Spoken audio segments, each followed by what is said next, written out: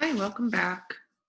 Today we're going to talk about cell physiology. So we're going to get into, we're going to go over a little bit of introduction, and then we're going to get into the organelles, the plasma membrane, and then transport mechanisms. And so again, like the last few PowerPoints, we're going to spend a little bit of time on the introduction and background information, but then we're going to focus on the plasma membrane and transport mechanisms. Before we start the lecture though, I want to make sure that you're downloading the study guide. So exam one study guide, right?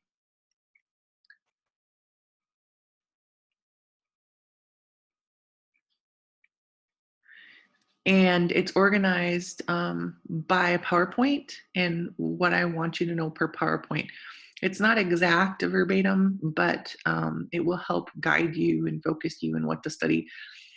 And you can expect to whatever's on that study guide, you can expect to see that on the exam. If it's not on the study guide, it won't be on the exam. So you have to check and make sure organelles. I don't think organelles are on the exam because you've already covered this in anatomy. And so I want to cover it, but I don't want you to know it in that much depth. Please start looking through the study guide for exam one and working on it. Just because you have memorized the PowerPoints and just because you have memorized and worked through the study guide does not mean that you're going to get an A in the class or an A on the exam. What you need to do is you need to actively be drawing stuff out. So make sure you're drawing stuff, the homeostatic feedback loops out. Make sure you're understanding the transport mechanisms and how we get things through the plasma membrane, how things are transported in the blood, and make sure you're actively taking notes on my lectures. Don't just sit there and listen to my lectures. You need to be taking notes and drawing out processes and actively learning the material. Reading is passive, listening and reading PowerPoints, reading textbooks, listening and taking notes is passive. So you need to figure out a way to actively learn the material. So that would be drawing it out, figuring out exam questions or quiz questions, explaining it to each other. Any teacher or professor will tell you that in order to make sure you understand the material, you teach it to somebody else. And when you teach it to somebody else, you know where you get stuck or where your misconceptions are. Because you're in an online class and you're most likely studying alone, you have to be really careful about learning misconceptions as reality. So some of you have previous knowledge from, let's say, your LVN program or EMT, or you've taken this class in undergrad, or this is your second or time taking the class. You need to be careful that you just because the material is familiar doesn't mean that you actually know it. So you have to slow down that brain and make sure that brain is forming synapses, right? And that takes time. So you need to be studying and actively learning the material, a couple of hours each day. Make sure you're going to tutoring online with Richard and Ernie and Danielle. No, Diana, sorry. And coming to my office hours. My office hours are Tuesday and Thursday from 1 to 2. And if that doesn't work for you, send me a message and we can figure out a time. Um, I'm available on weekends too, if that works. I know a lot of you work crazy hours, so just keep me in the loop. Okay, so let's get started. All right, so a little bit of background on cells. Cells, the cell theory was developed from Robert Hooke's research. Now, I want to take a second to talk about cell theory because science is so relevant right now to the general public with our pandemic of COVID. Cell theory is not a belief system or not an idea of what we think happened. So in science, a theory is something that we accept as is. Why do we accept that this is the way things are? Because we've done multitudes of research, and the hypothesis has always come out to accept this path or this knowledge base as the way that it works. Okay, so you know, okay, so I was going to digress, but I'll just keep it short. So it was developed from Robert Hooke's research. Robert Hooke did this research where he observe these cells growing, and he did a bunch of different experiments to figure out where these cells came from. Because before his research, we thought that they just appeared from the ether, so we didn't understand. And again, this was back in the time when microscopes were just being developed, so everything they didn't have the technology that we have today to see, at the molecular, the atomic level, right? So Robert took research, and he'll talk more about this in microbiology. He had some meat broth. He noticed some cells or bacteria were growing on it. So he blocked off the meat broth from the environment. No cells grew. And then he mixed the meat broth with environmental air, and cells grew. And obviously, I'm making this really basic, but um, he figured out that cells had to come from pre-existing cells. Okay, so um, cells are the building blocks of all plants and animals, right? They come from the division of pre-existing cells. So you have to have bacterial cells, and then they duplicate, right? And you get more bacterial cells and more bacterial cells, or viral cells in the case of COVID.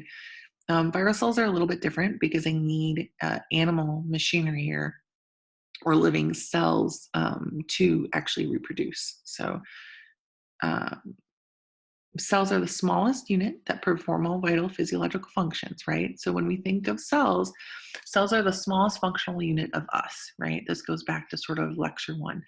And each cell maintains homeostasis at the cellular level within itself. The endosymbiotic theory, what the heck is endosymbiotic? It means that one organism engulfed another one, endo, and they have a symbiotic or mutually beneficial relationship. And this is a theory, so this is not a belief system of what we thought happened. It is what actually has happened based on scientific evidence, based on proof, right? So way back, our ancestral prokaryote is a bacteria. So this is our ancestral bacteria. Notice that the DNA does not have a nucleus surrounding it. So here's a bacterial cell. As these bacterial cells evolved, the plasma membrane actually folded, it invaginated and folded to surround the nucleus. And so why would this be beneficial for our cells? It would be beneficial for our cells because we're protecting the DNA, right? So this region is where our DNA is. And if we have a double membrane, uh, a double membrane envelope, if you will, that's going to allow for more protection, right? Here's our DNA. We don't want the DNA to get mutated. Evidence for this actually happening is the fact that this double membrane, that it is a double membrane, right? So if this plasma membrane folds, it's not just one membrane, it's a double membrane. And if you remember back from your organelles, the nuclear envelope is continuous with endoplasmic reticulum. And so there's more evidence for that. And then how did we get our mitochondria? So looking at the bottom picture, our cells engulfed these aerobic heterotrophic prokaryotes a long time ago. What the heck is aerobic? Aerobic means it requires oxygen. Heterotroph means that it can make energy, and prokaryote is a bacteria. So we engulfed these sort of bacteria that are kind of like mitochondria. We didn't know them as mitochondria yet. So we engulfed them and gave them a place to live, and gave them, fuel and safety, and then they made ATP for us. So this is what we know as our mitochondria. That happened with chloroplasts in the top picture, the green guys. That happened with chloroplasts in plant cells. So these guys are photosynthetic prokaryotes. These chloroplasts have chlorophyll in them, and they can make sugar for the plant using UV light. So they don't have the same function, right? Mitochondria and chloroplasts, but they evolved in the same way. So our cells and plant cells. Evidence for this, really cool evidence. So mitochondria have a double membrane. The inner membrane is considered to be the old bacterial membrane, and then the outer membrane is considered to be what was a plasma membrane of the host, right? So it has a double membrane. Other evidence, mitochondria divide by binary fission, which is what bacteria use to divide. Another really cool piece of evidence, and this is my favorite, is mitochondria have their own DNA. So we have DNA that's in our nucleus. This DNA, half is from mom, half is from dad, right? So we have 23 pairs of chromosomes. One of those pairs is from mom, and one set of the pair is from dad. Mitochondria, however, have their own DNA. Where did you get your mitochondrial DNA? You got it from your mother. It's carried in the egg, right? And so the egg donates the mitochondrial DNA. Where did your mom get her mitochondrial DNA? From her mother. And her mother got her mitochondrial DNA from her mother. And so we can trace ancestral lineages by mitochondrial DNA.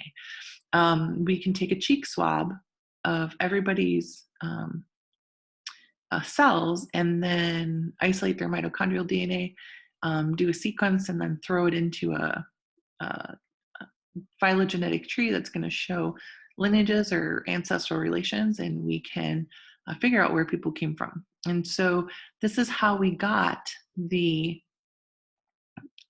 idea, or this is where we got more data that show that people came from Eastern Africa, from Ethiopia. So we evolved as a species, Homo sapiens, from from Ethiopia, and that was a seed of civilization. And from there we spread. So from up through Europe, through Asia, and then the bridge from what is Russia out through Alaska down.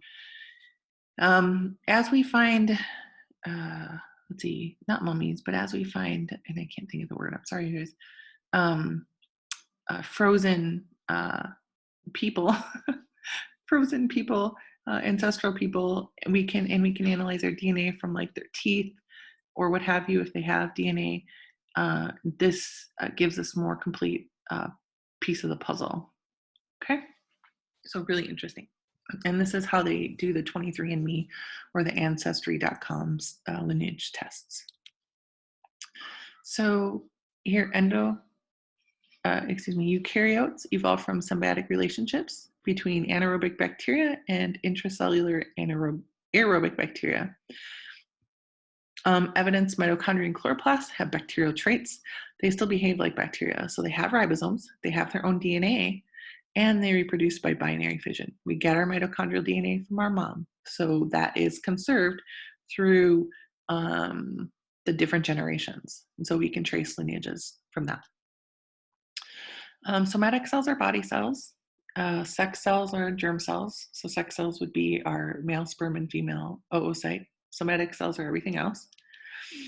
Cell function. So this is similar to living things, right? So cells go through metabolism. They use molecules to make ATP and heat, and for cellular functions, they synthesize molecules, right?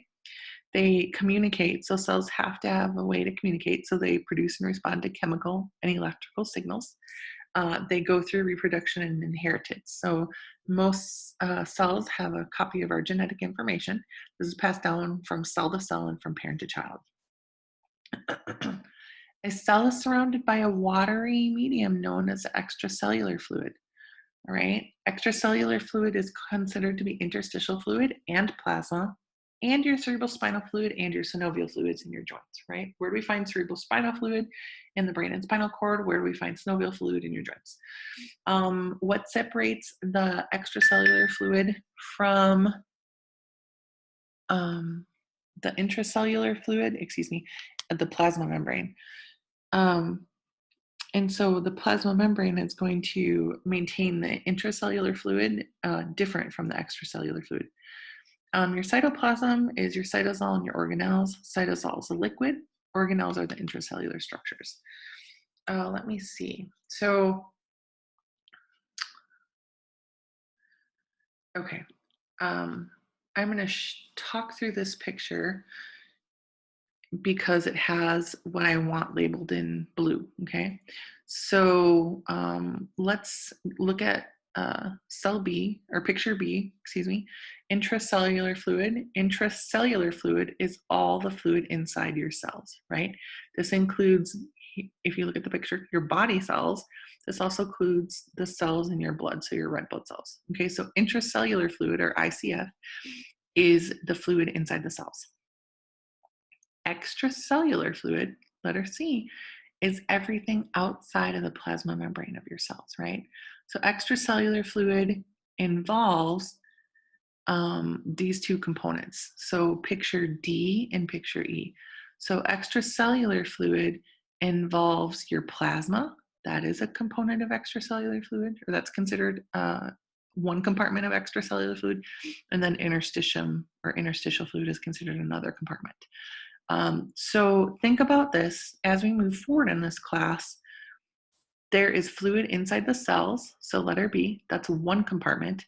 Then there's fluid in the interstitium, that's another compartment, and then there's fluid in the plasma, that's another compartment. So we have 3 different compartments that fluid has to move through or to communicate or to get nutrients to the cells and out. This is going to be important when we talk about osmolarity and tonicity and diffusion and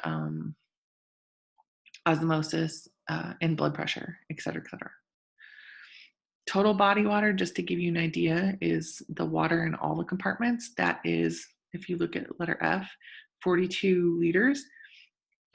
28 of that is intracellularly and 14 is extracellularly, with 3 of that in the plasma and 11 in the interstitial fluid. I don't expect you to know that, but it's interesting. 42 liters of fluid in your body. Okay, so the plasma membrane, here's our phospholipid bilayer. So what are these little guys called? Good, they're called phospholipids. So we talked about that just a little bit ago. So phospholipids are made up of what? A polar head group, right, containing a phosphate group, and then 2 nonpolar tails. All right, and so this is one layer of phospholipids, and this is another layer of phospholipids. Hence, this is called the phospholipid bilayer. The heads are polar or nonpolar? Good, they're polar. So we call them hydrophilic phosphate heads. They're polar. So they're going to orientate themselves towards the water. And then the tails are nonpolar. And so they are hydrophobic. They're water-fearing. So they're fat-loving. Lipophilic. So they're going to orientate themselves among themselves, right? Remember the analogy I used, the Oreo cookie? So the heads are the cookies, and then the tails are the Oreo stuffing, the cream, right? Okay. In the cytosol, inside the cell, we have dissolved materials like nutrients. Think of glucose, right? Ions like potassium, proteins, and waste products. Think of urea and creatinine. We have high potassium inside the cell, low sodium inside the cell compared to outside of the cell.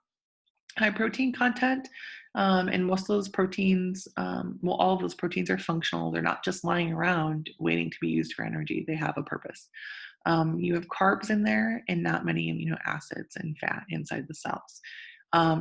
Where do we store the fat, or where do we have fat? We have fat in vesicles, in adipose tissue. We don't have a lot of amino acids lying around because they are making up proteins, so you're using them right away to repair the cell or make transport proteins, etc.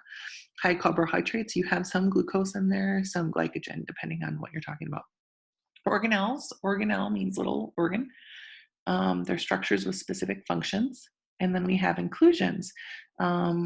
These are folds in the plasma membrane where we store nutrients like glycogen.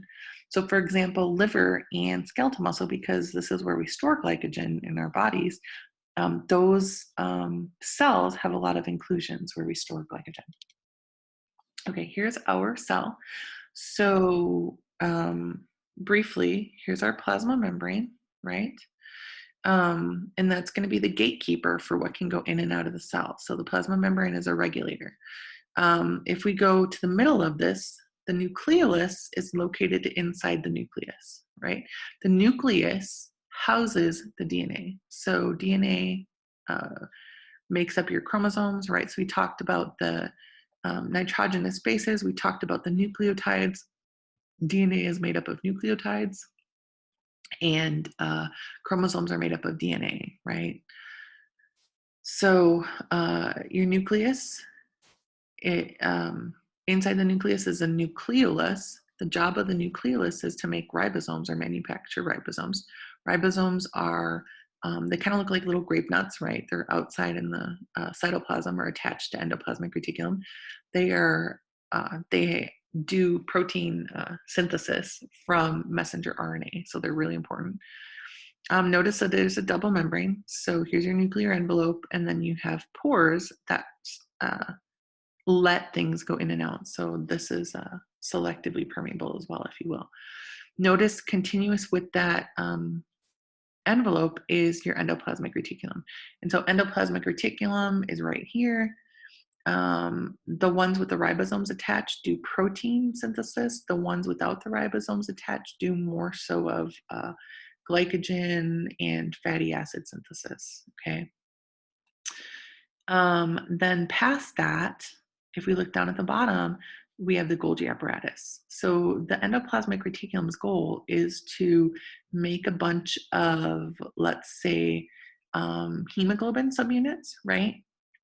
And so they're going to make a bunch of tertiary proteins, and then the Golgi apparatus's job is to stick them together so they're functional. So it's going to make hemoglobin molecule or a quaternary structure, and then ship it off by way of vesicles outside the cell or inside of the cell.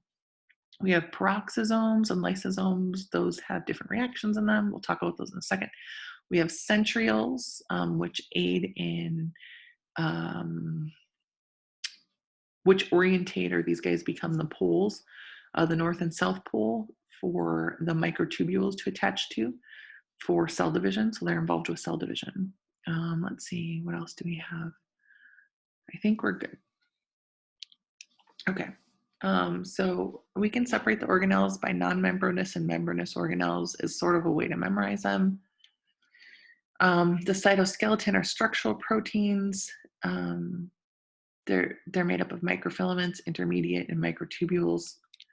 The microfilaments are the smallest one. These guys are actually actin, and we will talk about these guys. They're involved with skeletal muscle contraction or moving the cell.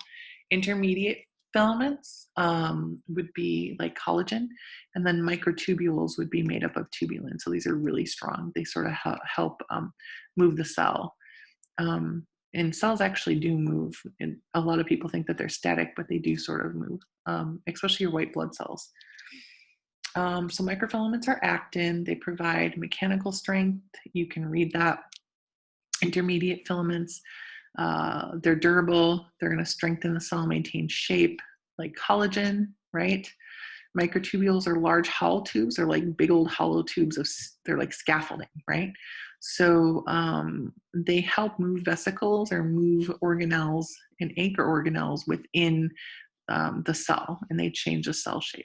During cell division, these guys are going to form the spindle apparatus that attaches to chromosomes and pulls the chromosomes to opposite ends during cell division. Here, these guys are stained phosphorescing stain, right? So you can see the different colors, the different tubes, and the densities of them. Non-membranous organelles, centrioles, there's two of them. They're barrel-shaped. They're going to form the spindle apparatus during cell division. They're used in cilia and sperm flagella for movement.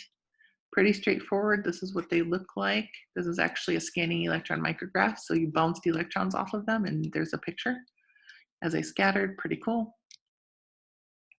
Microvilli, those are extensions to increase the surface area of the cell, right? They're found in the small intestine, in the ear, on white blood cells, in the egg.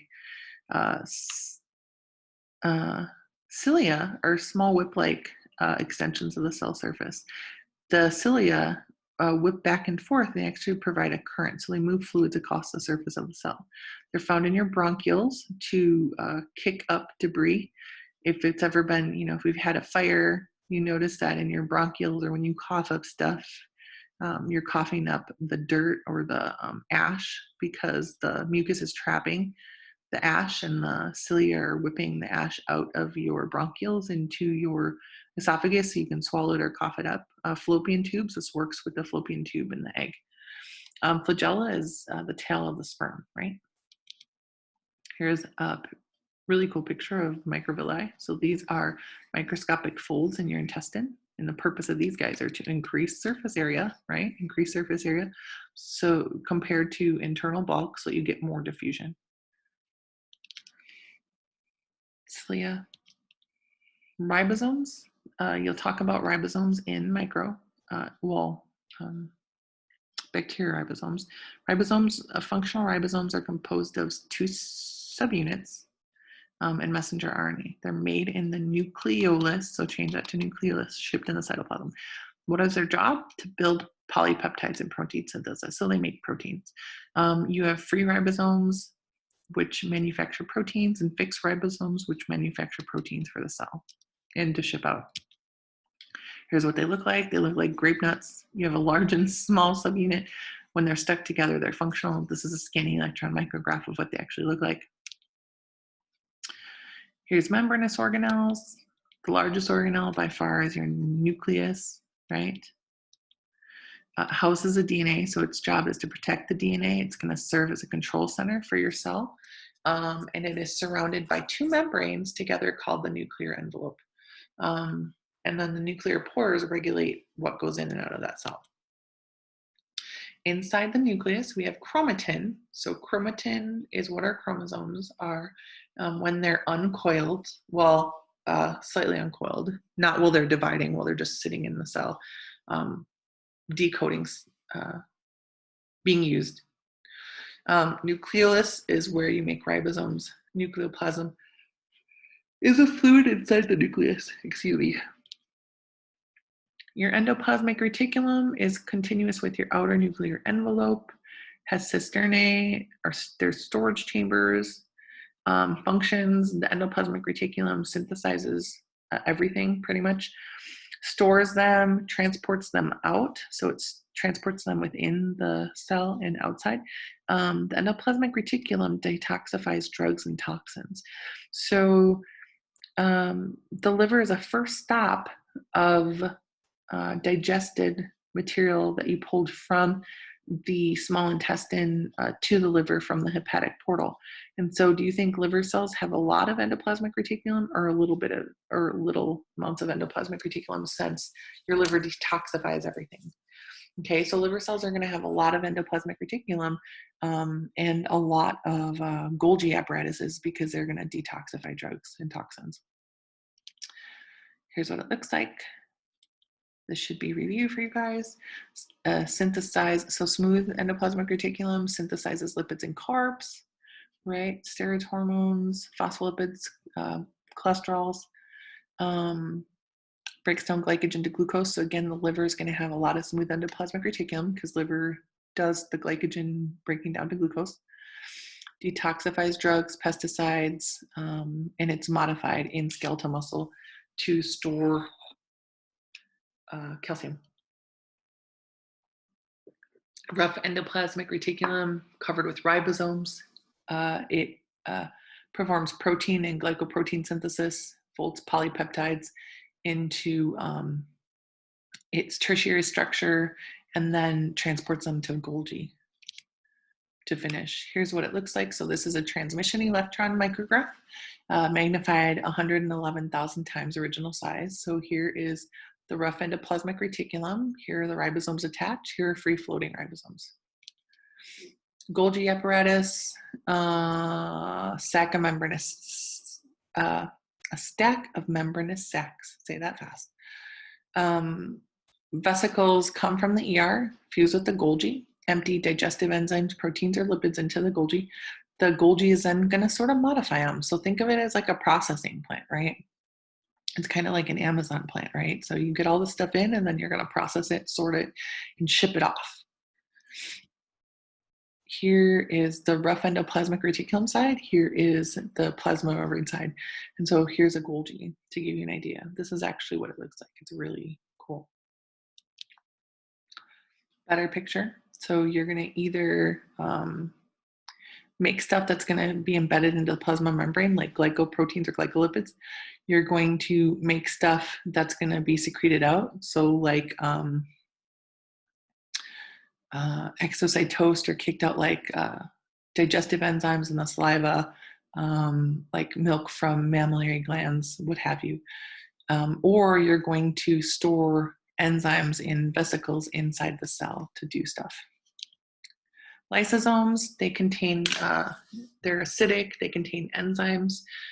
They act sort of as a garbage disposal or the chemical reaction bag to clean up the inside of the cell. Excuse me. They're going to recycle damaged organelles, digest and break down bacteria, viruses, and toxins, and break down large molecules.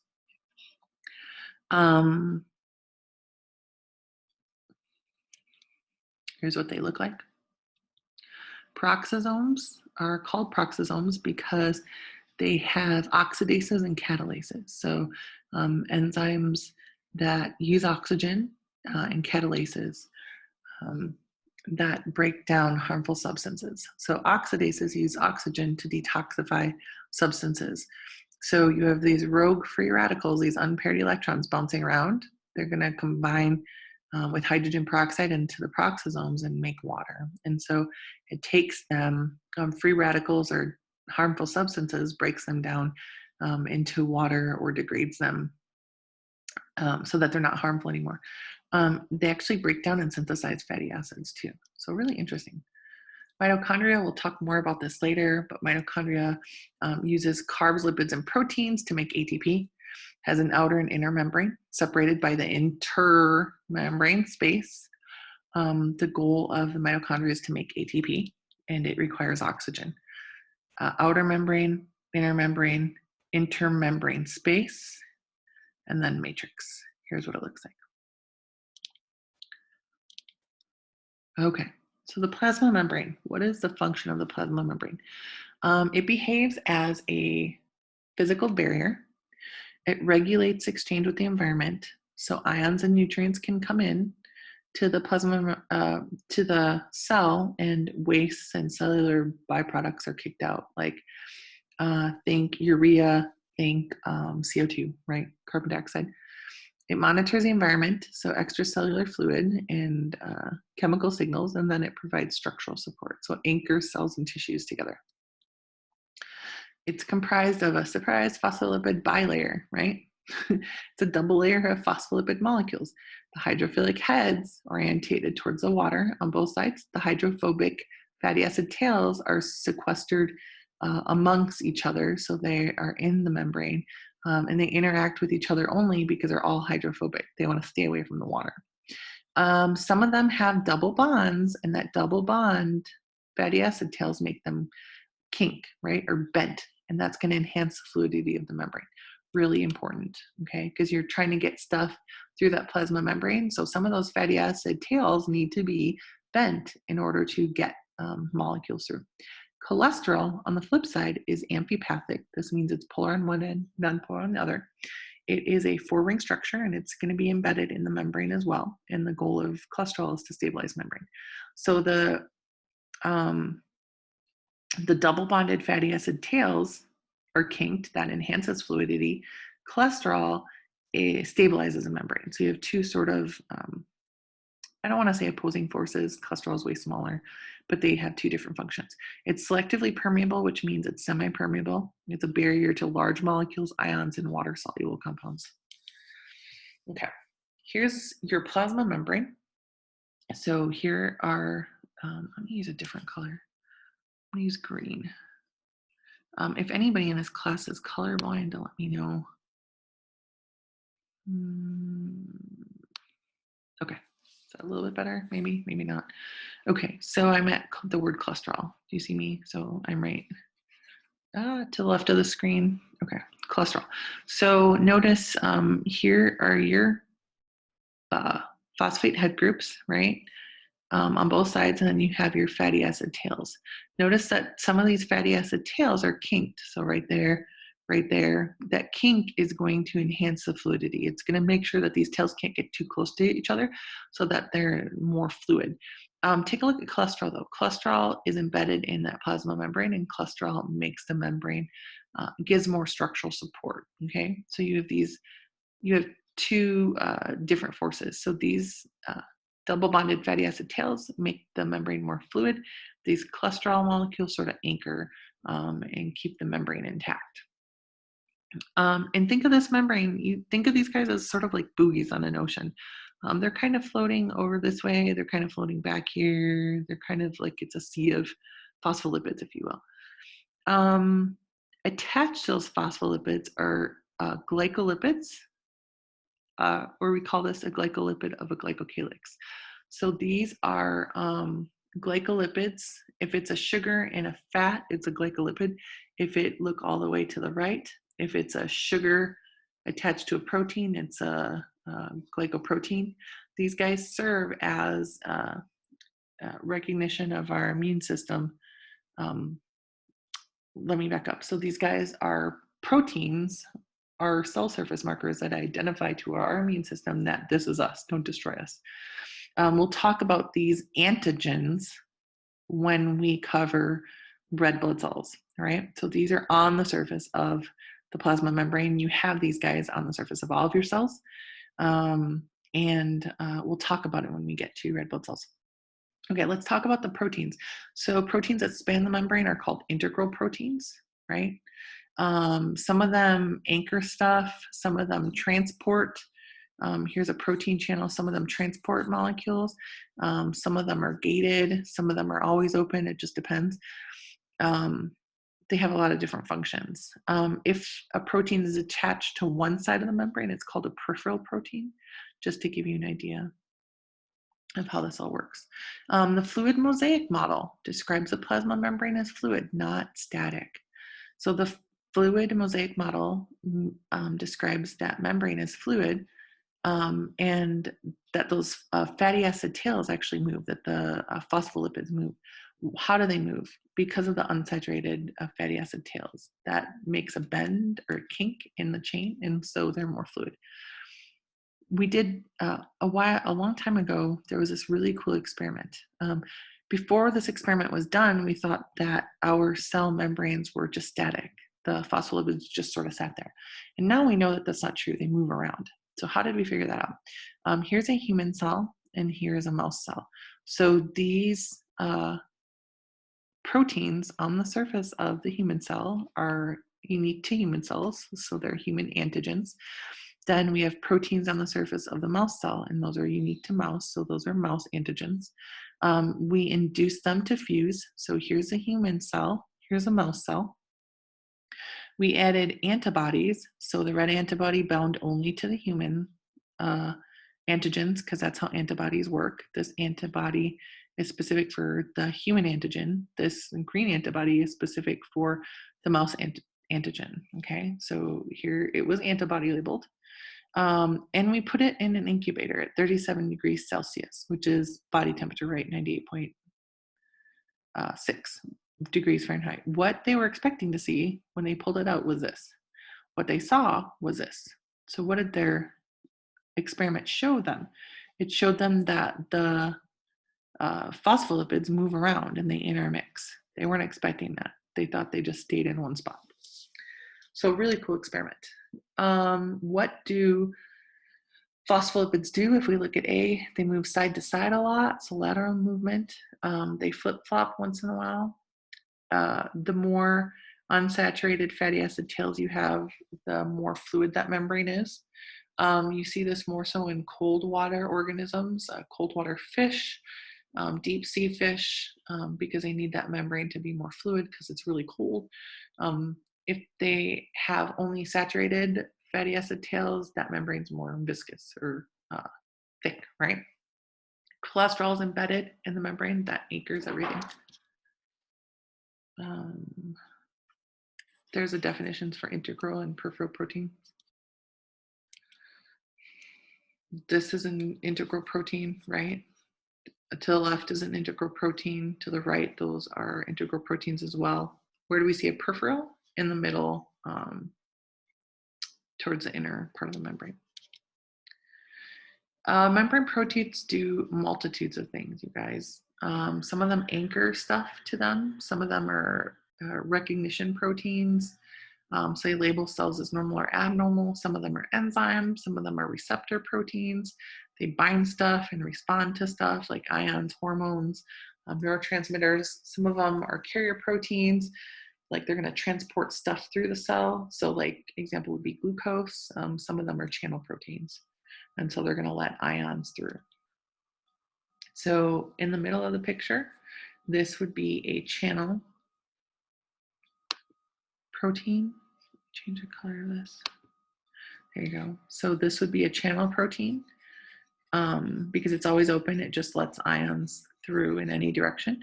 To the left, this is a ligand-gated channel protein. How do I know? There's a little spot for something to bind up here on the right-hand side. And when that ligand binds, this pops open. We have for the membrane carbohydrates, so the stuff, the glycolipids that are on the outside of the membrane are attached to the proteins. These are called proteoglycans, glycoproteins and glycolipids. They extend outside the cell membrane. They form a sticky protection sugar coat called a glycocalyx. What is the function of this? To lubricate the cell, to protect the cell from foreign entities like bacteria and viruses, for anchoring and locomotion, and they behave as receptors and recognition of immune system and for tissue growth. We'll talk a little bit about this once we get into, when we get into a little bit of pathophysiology towards the end of the semester or summer. We'll talk about COVID, and how it binds to these types of molecules and gets into the cells that way of the lung cells. Okay, so transport mechanisms. The plasma membrane is a barrier. Nutrients have to get in, products and waste have to get out. Permeability determines what moves in and out of a cell. So our cells are selectively permeable, which means they regulate what goes in and out. So not everything is just gonna come in and not everything is gonna go out. It allows some materials to move in and out freely and restricts other materials, okay? Sometimes the materials might need a transport protein, or ATP might need to be used to get the molecule to go where you want it to go. It restricts material based on lipid solubility. So is a molecule lipophilic or hydrophilic? Based on size and shape, small or large, and electrical charge. Are they not charged, non-polar? Are they polar, which is slightly charged? Or are they ions, like an anion, which is negative, or a cation, which is positive?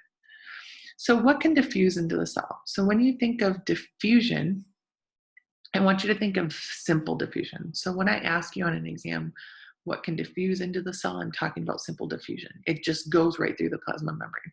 So let's take a look. On the left-hand side, we have gases.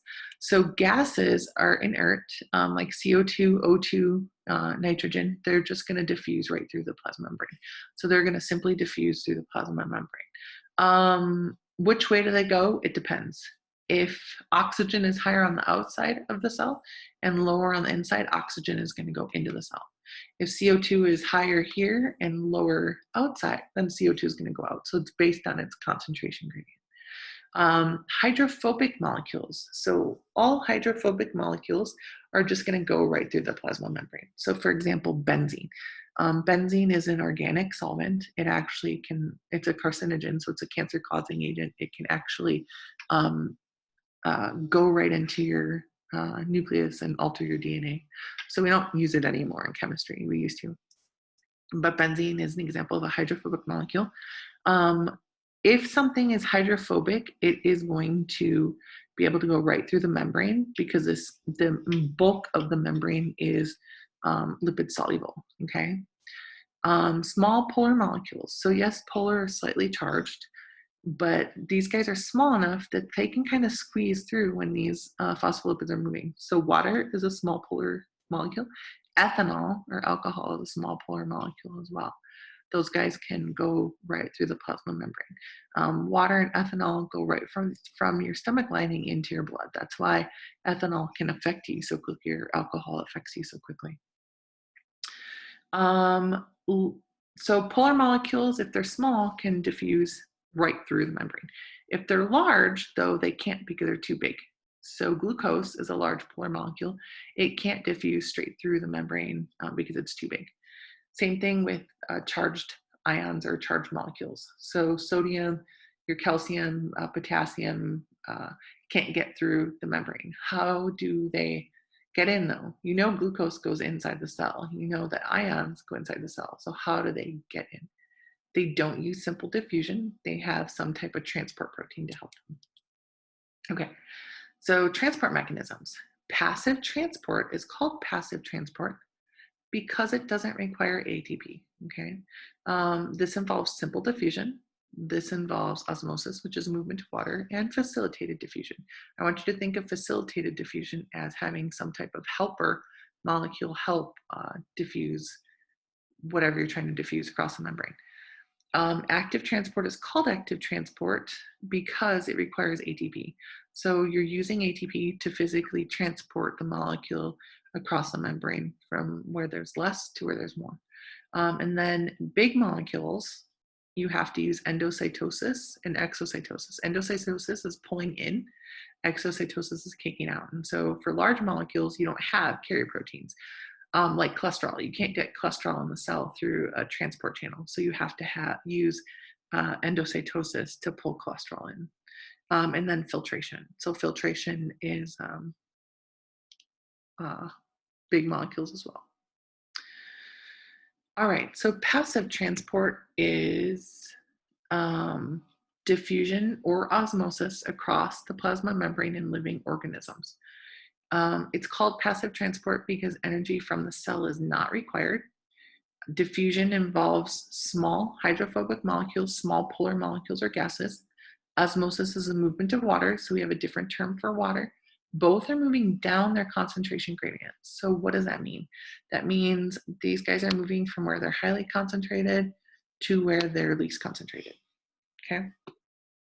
So let's say I have glucose. So here's my glucose. Here's my plasma membrane. I have a lot of glucose here, and I have a little amount of glucose here, okay? Which way is glucose gonna go? Glucose is gonna go from where it's highest to where it's lowest. And it's gonna go down its concentration gradient. So diffusion is movement of a molecule from where it's highly concentrated to where it's least concentrated, down its concentration gradient, right? And so that's diffusion. Movement, rate of movement depends on difference of concentration gradient, right? So let's say, for example,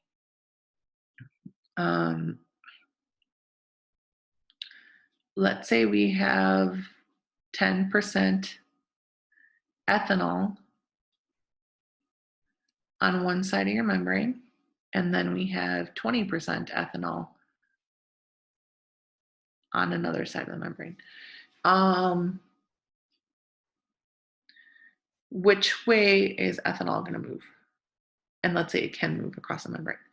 Good, it's going to move from where it's highly concentrated to where it's least. So this is about a 10% difference, right? What if we had 10% here and 60% here? Good, so ethanol is going to move from here to here. Is it going to move at the same rate as the top? No, it's going to move way faster. Why is it going to move way faster? Because there's a bigger concentration difference across that membrane, right? So this is important. So passive transport is diffusion and osmosis, and we'll talk about facilitated diffusion as well. They're moving down their concentration gradient. Rate of movement depends on difference of gradient, right? Classic example is a salt cube or sugar, right? So you put salt in a beaker of water, and the salt is going to diffuse into this region first, and then it's going to go from where it's highly concentrated to where it's least concentrated, right? So it's going to spread until it's evenly distributed around the water, and we call this equilibrium. So diffusion is movement of a molecule from where it's highly concentrated to where it's least concentrated. The brackets mean concentration. So this is talking about high concentration to low concentration, or we call this down the concentration gradient, right? Whoops, sorry guys.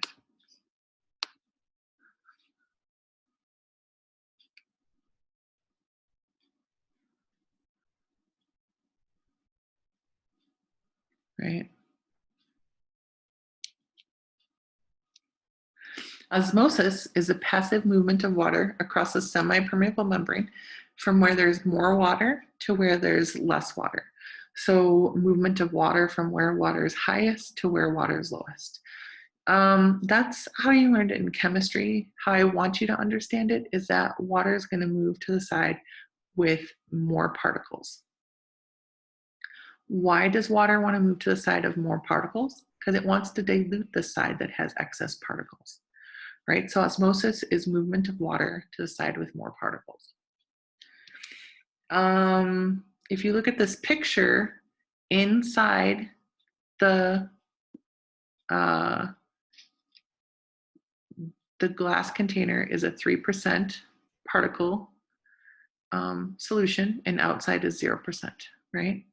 So the particles can't move. This is actually sodium chloride. I can tell by the size of them. So the particles can't move. So in all of our examples for class, we'll only be talking about water moving. So sodium chloride is inside. It can't move through the semi-permeable membrane. Glucose is stuck. It can't move inside or outside of the plasma membrane, just water. So which side has more particles? Inside this container. So where is water going to go? Water is going to go from the 0 into the 3% solution. Why? Because it wants to dilute the side with more particles. I want you to work through some examples. So let's say we have a 0% solution of glucose, right? And we have a 0.5% glucose. Which way is water going to go? It's going to go to the side with more particles, right? So water wants to go to the side with more particles.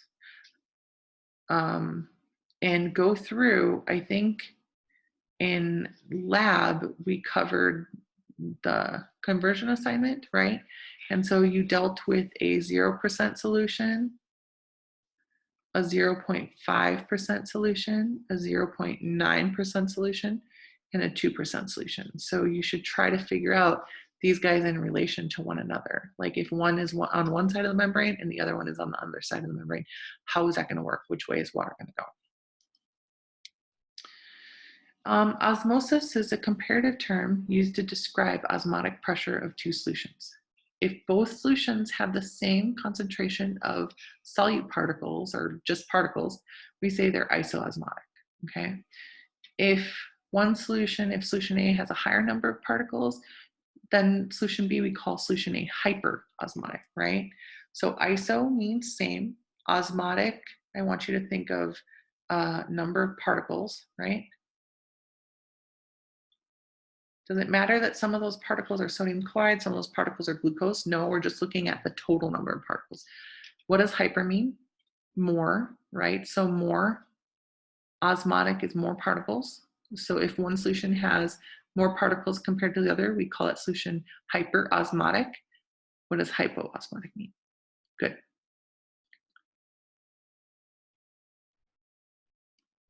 Okay, so I want you to download the osmolarity and tonicity worksheet and start that, all right? We're gonna stop here and I'm gonna pick it up in the next lecture. All right, talk to you soon.